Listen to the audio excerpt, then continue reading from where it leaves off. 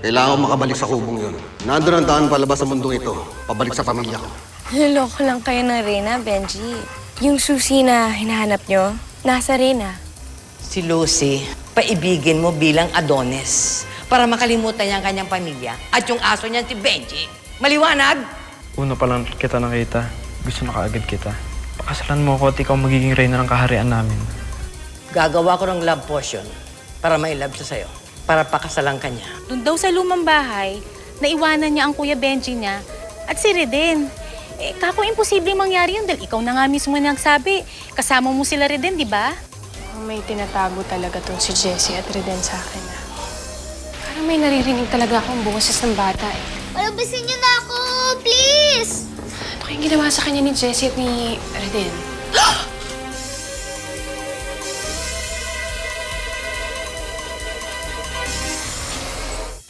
Reden, ano ka ba naman? Kinulat mo ako. Mas magugulat ka pag may makita ka dyan sa loob. Ayoko na dito! Palabasin niyo na ako dito! Halika na. Reden, sandali. Kasi may naririnig talaga akong boses na nagmumula dun sa loob. Alam mo, may maririnig ka talaga dyan. Dahil may multo dyan.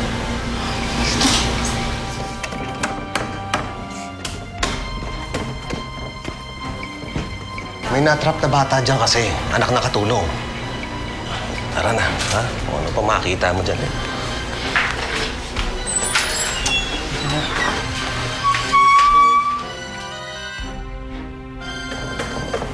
Palabasin niyo ako!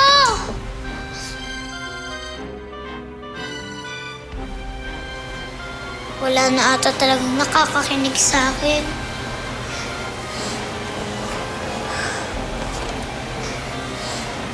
Hindi na ako makakalabas.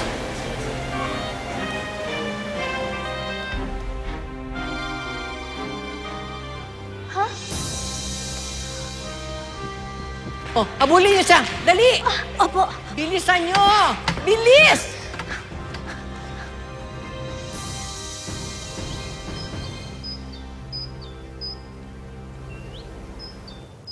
Orf, Orf! Hindi lang palaan yung nagbago sa akin, kundi pati panlasa ko. Paborito ko ang gulay, pero ngayon parang ayaw ng bibig ko. Baka kasi nagiging pang-aso na rin yung panlasa mo. Wala ka bang karne dyan? Orf, Orf! Wala, ano ka ba? Lahat ng kinakain natin dito, pinaghihirapan ko, tinatanim ko lahat. Bakit nagtatanim ka pa? Dahil dito sa lugar na to, yung mga pagkain hindi mo pinaghihirapan, nakakabura ng memorya. Kaya dapat lahat ng kinakain mo, pinaghihirapan mo, tinatanim mo, ganun. Alam mo ako, yung nanay at tatay ko, yung pangalan nila, hindi ko na natandaan nung nakakain ako ng masarap na bigay ng Reyna. Naku, Orf, Orf! Paano yan? Ang dami ko nang nakain ng masarap na pagkain. Okay lang yun. Pinaghirapan ko naman yung mga kinakain natin eh. Kung ayaw mo yan, eto, kainin mo to kasi nakaganda to sa'yo. Oh, kainin mo ah. Busin mo, Benji ah. Makakatulong yan sa'yo.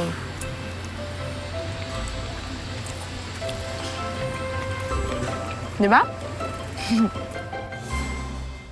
Mr. Karian, until now, yung Sijo pa rin ang aming lead. Pati na yung mga pulis sa pagkawala ninyong apo. Basta huwag niyong isipin ang gasto sa hanapin ninyo si Benji. Okay, sir. Thank you, sir. Ma'am. Sige po. May iba pa bang bumabagabag sa'yo? Bukod kay Benji? Mag-away ba kayo ni Reden? Eh, sabihin mo sa akin at pagsasabihin ko yung anak ko. May gusto ko sana kasi akong itanong sa inyo. Ano yun? May multo ho ba dito sa bahay niyo? Lalo po dun sa basement? Multo? Sa basement? Sino nagsabi sa'yo nun? Si Reden ho. Kasi po para ho may naririnig akong boses nagmumula ho sa basement eh.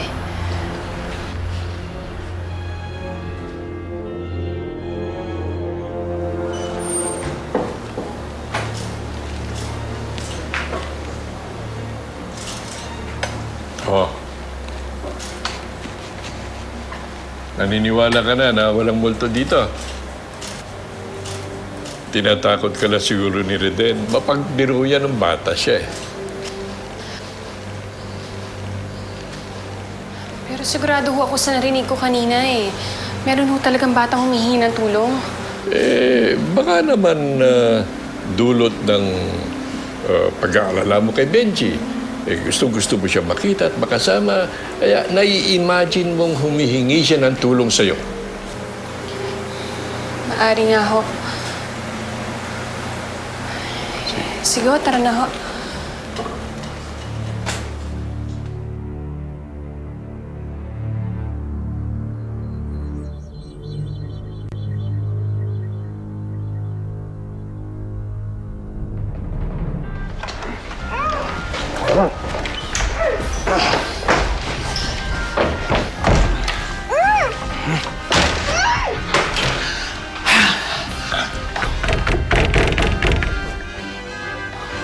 Alam mo, mabuti na lang napaniwala ko si Dulce na may multo dun sa basement. Kundi nakita sila nung totoong Jessie. Kasi naman eh. Bakit mo pa kasi pinapasok yung Jessie na yan dito sa bahay? Eh kung mabuko tayo ni Tiling, tsaka mas mabuti na yun nang mabantayan natin yung Jessie na yan. Ano naman kasi yung plan mo sa kanya? Alam mo, mamayang gabi, pag tulog na lahat, ibabalot ko sa sako yan. Tapos ihahagis ko pa bas. Parang pusa, liligaw natin. Well, I like that plan. I really like that. Siyempre, ang saya-saya ng buhay natin dito sa mansion na to. Sisirain lang nung Jessie na yan.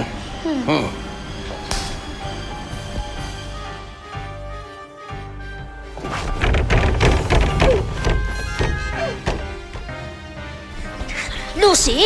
Ayoko sumama sa inyo. Sasamahan niyo kaya. Huwag mo na kaming pagurin, Lucy. Magpahuli ka na. Over here! Huli ka. Bitawan mo ko! Hindi ako magpapakasal sa'yo! Sinasabi mo lang yan ngayon. Pero once na mapainom ka ng mahal na reyna ng love potion, ikaw pa ang mag-aaya sa kanyang magpakasal. Bitawan mo, sabi ako eh! Huwag mong bibitawan ko, Las.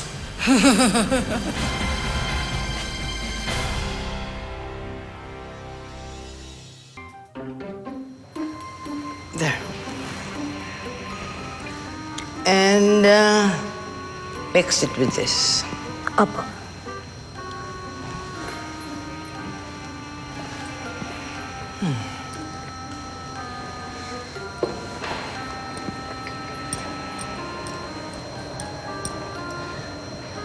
Bata pa po ako.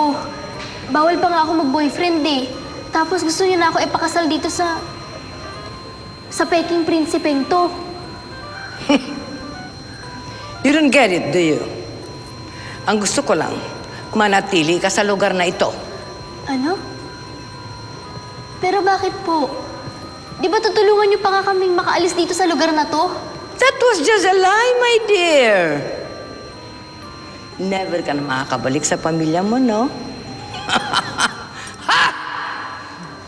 How are you doing there? Fine, Your Majesty. This is it, huh? Yes.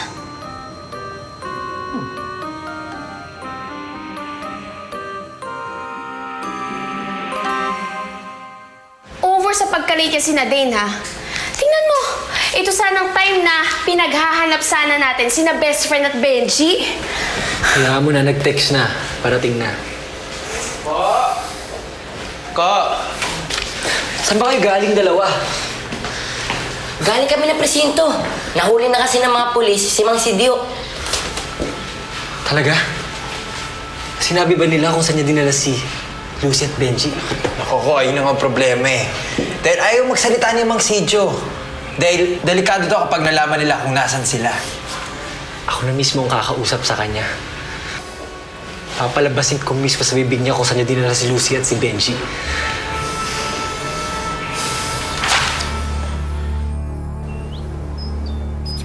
Tara, Benji? Halika, sama ka sa akin. Sana okay pa rin si Lucy. Kung niloko kami nila Prinsipe Adonis tungkol sa susi, tiyak na may gagawin silang hindi maganda kay Lucy. Orf, orf! Lagot! Yan yung mga kawal na gusto kong gawing pulutan. Halika, halika dito. Pumasok tayo sa loob. Halika, halika. Halika dito. Pasok ka.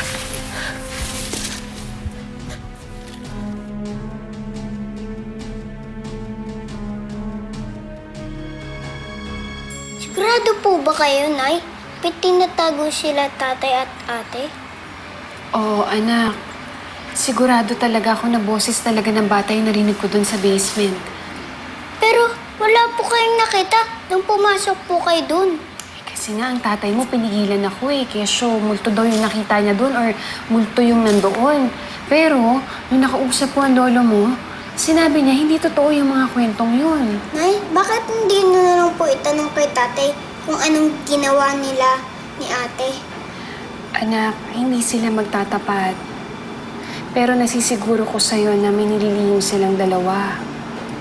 Baka ito nga yung dahilan kaya sila nagbago na ugali eh. Diba?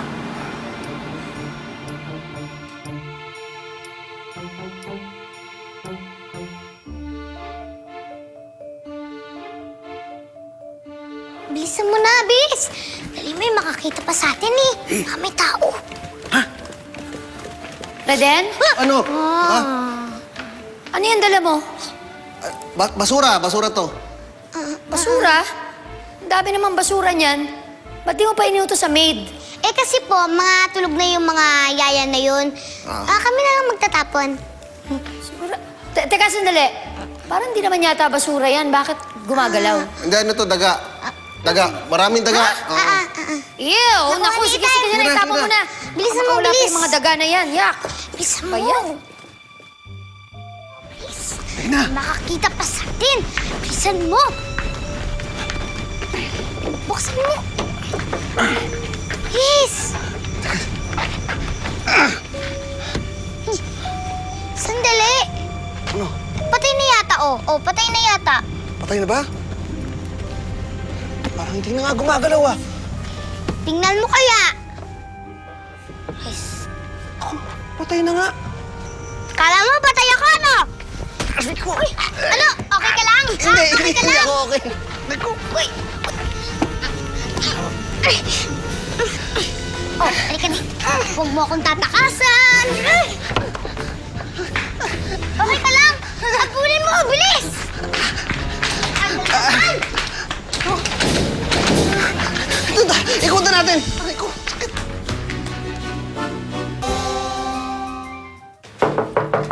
Dulce! Dulce! Dulce! Reden? Oh, bakit? Nandiyan ba si Jessie? Jessie! Oh, di ba sa tabi mo natulog si Jessie? Ano ibig mo sabihin, nawawala si Jessie? Hindi naman. Hindi kasi naglalaro kaming taguan eh. Baka dito ka nagtago. Sige, muna ako.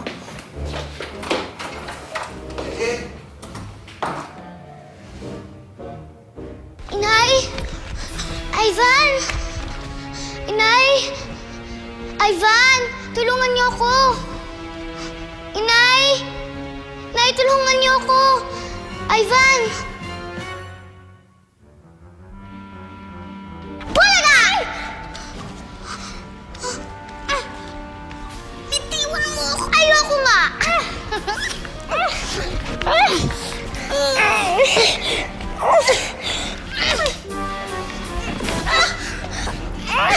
Bitiwan mo ko!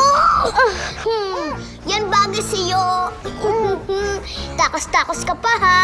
Pwes, yan! Painom mo na yan. Sinabi ng ayoko eh.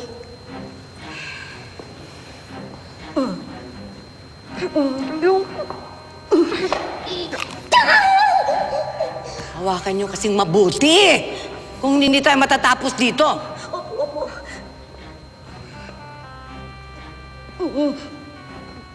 Akin yan.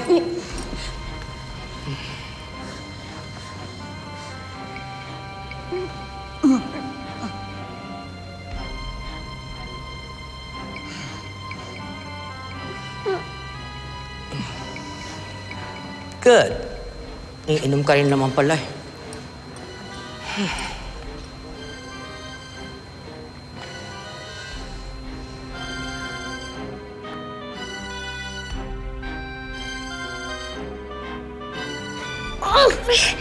Bitawan mo ako, sabi! Ayoko O, nga, yun, di tama ba? na yan. Sino sa inyo dalawa kasama ko? Ako! Ako!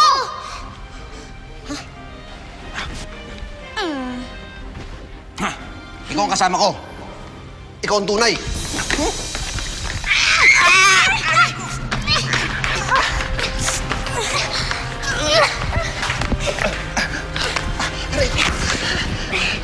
Anong gagawin natin? Eh, di abulin natin siya!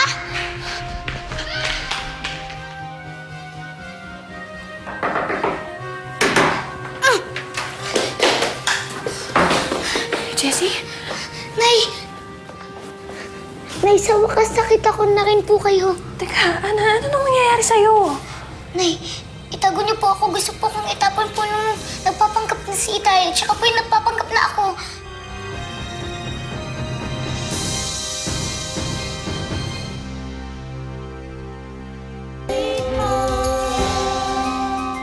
Nakikiusap na po kami. Aksidyo, sabihin niyo na sa amin kung saan niyo po dinala si Lucy. Sinabi mo na nga sa mga pulis na hindi ko kinukuha yung bata.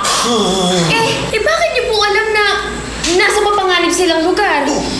Talagang mapanganib yung kinaroroonan nila. Aksidyo, saan nga po yun? Basta para kay Lucy, handa ako sa kahit anong panganib. Alam mo, ikaw, joker ka rin no? Sa lumang bahay nga lang, takot ka na. Huwag kayong papapasok sa lumang bahay na yun. Delikado. Nananakot naman po kayo eh. Hindi ka na tinatakot. Huwag kayo papasok doon. Pag pumasok kayo doon, hindi na kayo makakalabas. Dahil lahat nga nang hinahanap nyo, nandun sila sa loob. Pero may hirap sila makalabas. Mahirap. Delikado talaga yung lumang bahay na yan. Paano ito? Sana makalabas ako dito? Kasi delikado ako sa mga mukha nito.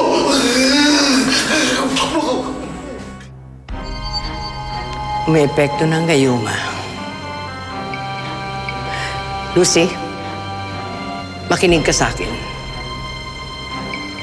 Pakakasal ka kay Prinsipe Adonis, hindi ba? Opo.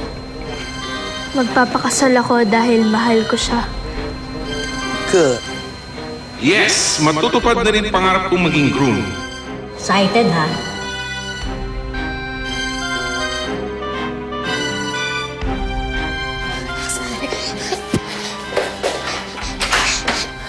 Dito.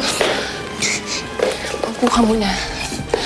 Anak, naguguluhan ng nanay. Kanina nandito ang tatay mo.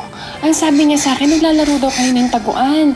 Tapos ngayon sinasabi mo sa akin na gusto ka niya iligaw. Ano ba yung totoo? Inay, maniwala po kayo sa akin. Peke po si Itay. Peke po ang Redel po nakasama niyo. Peke po siya. Naiwan ko po si Itay dun sa lumang bahay. Nagkausap na ba kayo ni Jessie? Natagpuan kasi namin siya ng isang gabi dun sa lumang bahay. Ang kwento pa nga niya eh. Dun daw sa lumang bahay, naiwanan niya ang Kuya Benji niya at si Reden.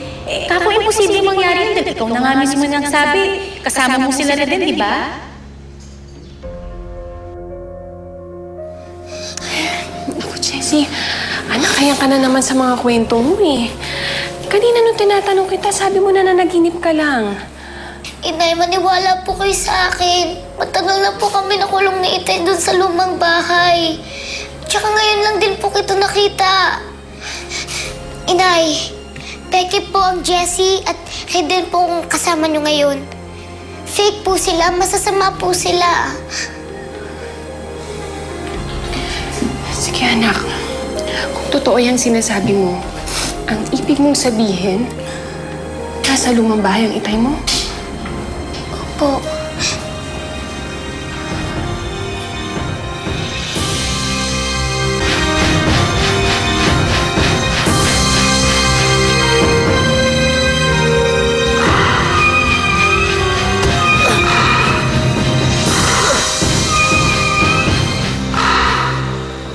Hoy! sa akin. Tandaan mo, marami pa rin mga taong naging biktima natin ang gumagala kung saan-saan. Ano mo ba talaga yung Lucy na yun? Siguro hindi mo lang yan kaibigan, no? Girlfriend mo siguro yun, no? Mabubuti pa rin ang kanilang mga kalooban at hindi pa sila tuloy ang naging masama. Sila ang sisira sa ating mga plano. Hindi yun ako pwede paikutin dalawa dahil alam ko ng totoo. Kaya ka pala bigla-biglang nagbago dahil hindi ikaw si Reden. Ano sasasabi mo? Ayoko nito. Para siyang makinang disusi. Gusto ko maging masaya siya. O sige, pagpapagawa ko ng gayuma na pampasaya. Alam na nila ang tungkol sa ating dalawa? Kahit pa paano, magugoyo pa rin natin yung Dulce na yan. Pero kailangan hanapin natin yung isa pang Jessie. Kapag nahanap ko siya, lagot siya sa akin. Huli ka! Ikaw bahala doon. Ako bahala doon sa matanda. Lagot ka, tanda. Gagawin kitang masama. Jessie? Inay?